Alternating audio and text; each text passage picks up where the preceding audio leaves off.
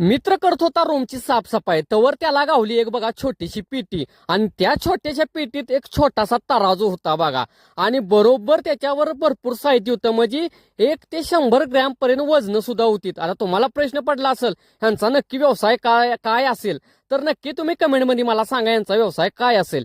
तर आता 1 ते जवळजवळ 100 ग्रॅम पर्यंत मी तुम्हाला ही वजनं दावतोय बघा. आता खटमध्ये वजन आहे ते अजून तशीच आहेत बरं का, पण पितळची पण आहेत. आणि ह्यो दगड नक्की कसला असेल आणि काय करत असेल नक्की कमेंटमध्ये सांगा मित्रांनो.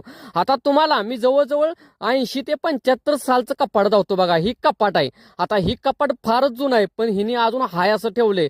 आता ह्याला आत्ताचा कलर केला असेल पण ह्याच्यावरती धूळ लई साचली होती म्हणून चकचकीत कराय मित्रांनो चालू केलंय बघा. कसा विषय एकदम रांबडात. तवर आला बघा अजय सांगायला लागला इथं धुवून तिथं धुवून ही कर ती कर, पण ह्याची केस बाकी 1 नंबर आहेत. आता सांगा कमेंटमध्ये ह्याची नक्की कट कुठला या केसांचा. तर मला गावली बघा डायरी आणि त्या डायरीत बघा शेर शायरी लिहिली होती. तुम्हाला वाचून दावतो थोडक्यात. खत है मेरे पास, पेन भी है मेरे पास, लेकिन क्या लिखू मेरे यार को, दिल है तेरे पास. कसं आहे नादच नाही करायचा. विषयींचा फार रामडा असणार आहे बरं का. कसं पहिले ते लोक नादच नाही करायचा कशी रामडाच.